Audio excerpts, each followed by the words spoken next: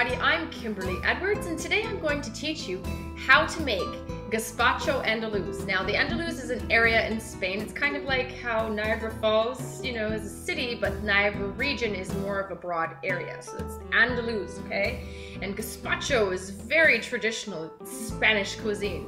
So here we go. We need some tomatoes. I need 1 kilogram of fresh tomatoes, okay? So I have this all measured out. I'm going to have to cut them up, but I just wanted to show you. I need 60 grams of green pepper, and I need 250 grams of cucumber. Now this is double that. I'm going to slice it in half, and we're going to use only half of this. This is a giant cucumber out of my garden today, and all of my tomatoes come out of my garden as well. So I'm pretty excited about this. So we have a lot of nice, really nice flavors going on here, and gazpacho is basically a cold vegetable soup. So it's a whole bunch of beautiful fresh veggies, not even cooked, fresh veggies, and you mix it all up beautifully, nice and homogeneous, nice texture, and then you serve it cold or chilled, or how cool is that, right? It's refreshing, and it's a beautiful accompaniment to your summer recipe repertoire, in my opinion. So here we go. I'm gonna chop up these tomatoes, and I guess we'll be right back. Chop up your tomatoes, chop up your cucumber, chop up your green pepper. You're gonna take the little the stem out, and if you want to, you can peel them, but it's really unnecessary to peel them, okay? You can peel it if you want to, but you really don't have to. And you're just gonna throw them into a food processor or blender, I guess, if you have to, in about 4 or 5 pieces each. In they go. And I'm going to finish up these guys, and you'll see me in a hot second when that's all done. Now I'm not using all big tomatoes. I had to use some cherry tomatoes just to make up that amount. But hey, do what you gotta do. Use the tomatoes that you have, or the tomatoes that you have available in your area, okay? Good stuff. Be right back. Now just use your handy dandy kitchen scale so that you can get all of your measurements down pat, okay? Now my tomatoes are nearly done. Here's my last one. I'm just quartering it and throwing it into my food processor. This is gonna be super simple and easy. And if people in your family really like veggies and things like that, and you wanna eat healthy, this is perfect. So fast, you don't even have to cook it. How awesome is that? Okay, so this is a 500-gram cucumber. It's giant. Just got it off my plant like 30 minutes ago from my mom. She brought it in like, holy cow, look at this. So it's ready to go, but what I'm going to do is I'm only going to use half of this because it's such a large cube, right? So I'm going to chop it in half, first of all. Then, in your recipe, you need half now, and you need half for the end. So I'm going to cut it in half, but not until I peel it. You can peel your cucumber if you want to, but if you don't, you're getting a lot of health benefits. There's lots of nutrients in the skins of your veggies, and when you peel them, you throw them out, you discard them, and that's where lots of the nutrients are. You don't want to do that. You want to keep as much as you can. Not everyone likes that in my house.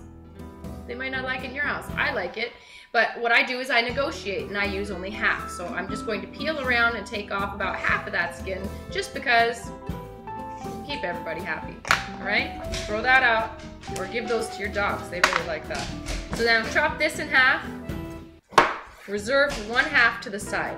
This one, let's just chop into about 4 or 5 pieces, and we're gonna just throw it into our processor with everything else. Now, you need 60 grams of green pepper. This is, again, a very large green pepper. So I'm gonna slice probably one side of this off, and I'm going to measure that here. And we'll see what we're working with, all right?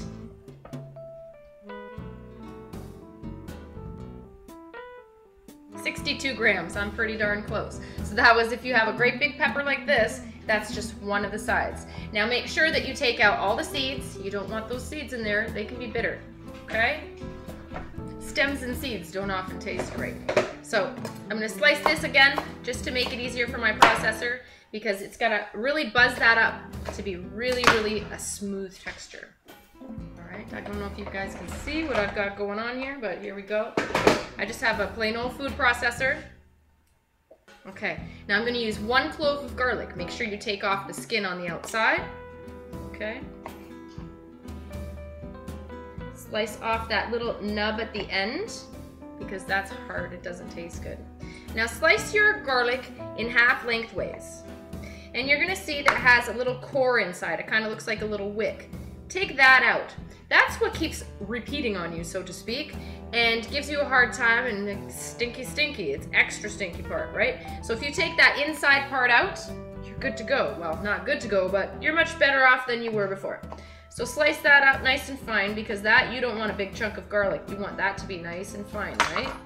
I'm just gonna roughly chop that and throw that all in. In you go.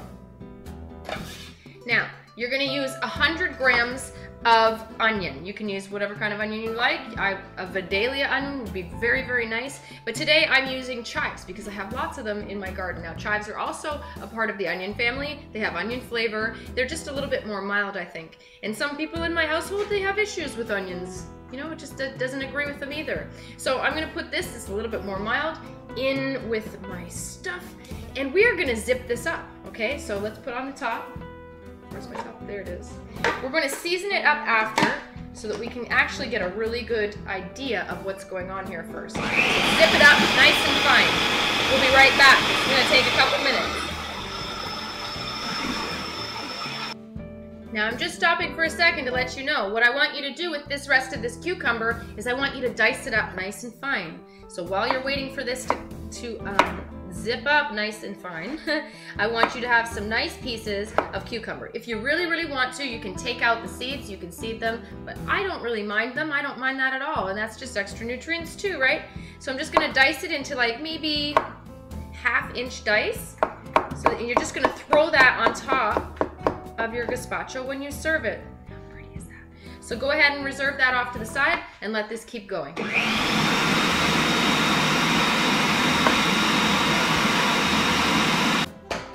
Smells awesome.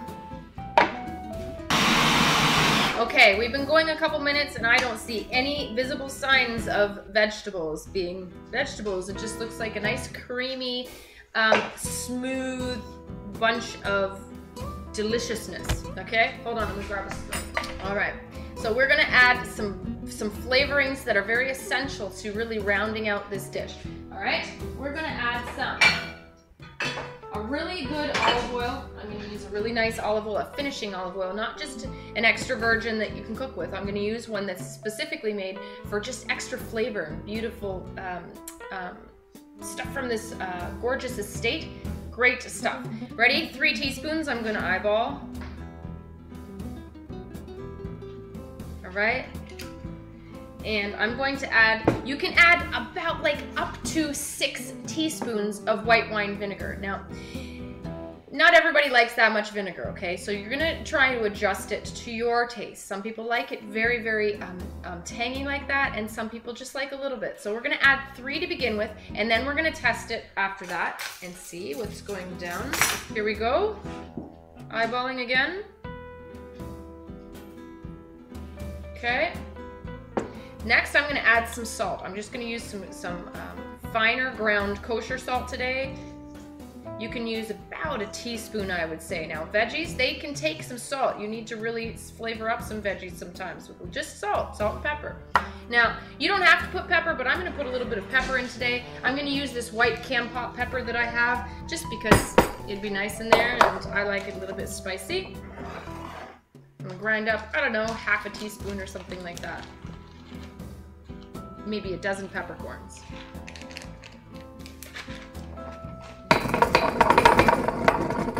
I'm gonna grind it up nice and fine too because I want it to be all throughout my soup.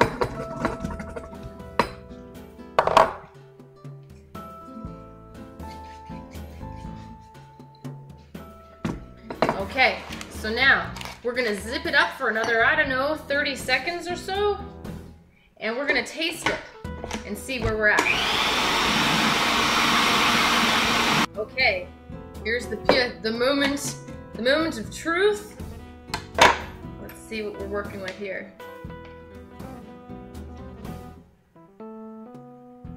Oh, now that is so tasty. I don't think I want to mess with that one bit. That is so delicious, I can't even tell you. Mother, would you like to try this?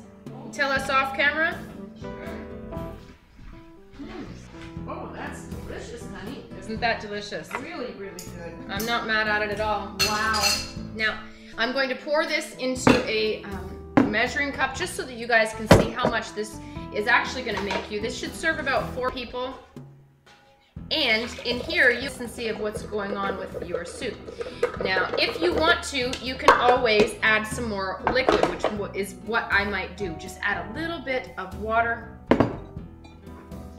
Actually, I'm using a little bit of water inside the cup I had from my tomatoes, just to make sure I don't waste any of that flavor. We're gonna stir this up.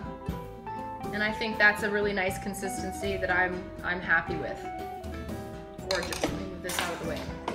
Now, before you serve, you can add the cucumber, and even I've heard of adding little tiny cubes of apples. Now you can do the same thing, just like this with apples. But what I'm going to do, and what I like to do, is I like to put my diced cucumber that we reserved, remember earlier, the cucumber, and put it in here. And the reason being is I want that all these flavors to marry. I want everything to mingle in here, like happy. So this is just gonna bathe in there, like no big deal. And everything is going to be so tasty. Now, if you want to, before you serve it, you can dice up some extra fresh chives. You can dice up, like mince up some parsley, or you can put some more cucumber or something like that on top. Gorgeous. Anyhow, this is it. So now what do? You can serve it now if you want to, but what's even better is if you put it in the refrigerator. I'm gonna put some plastic wrap on top of this.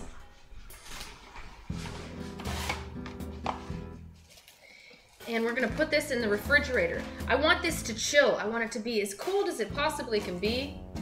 And then I'm gonna serve it. What's great about storing soups and liquid things of this nature in the fridge in a glass measuring cup like this is that it keeps it all together, right? You can see how much you have. You can see exactly what's in there. You don't forget that it's in there. Sometimes when you put it in containers that you can't see through, you just forget about what you've got. Anyhow, this is ready to go, and it has a pour spout and a handle, so I can just pour it right into my soup bowls and we're good to go. This is gorgeous as a summertime appetizer or fabulous as a main part of a meal. I mean, you can do that. Serve it with some fresh crusty bread. Anyway, right now we're gonna put this in the refrigerator and let this chill out. All right, this has been sitting in there for about an hour. It's nice and cold, it's chilled.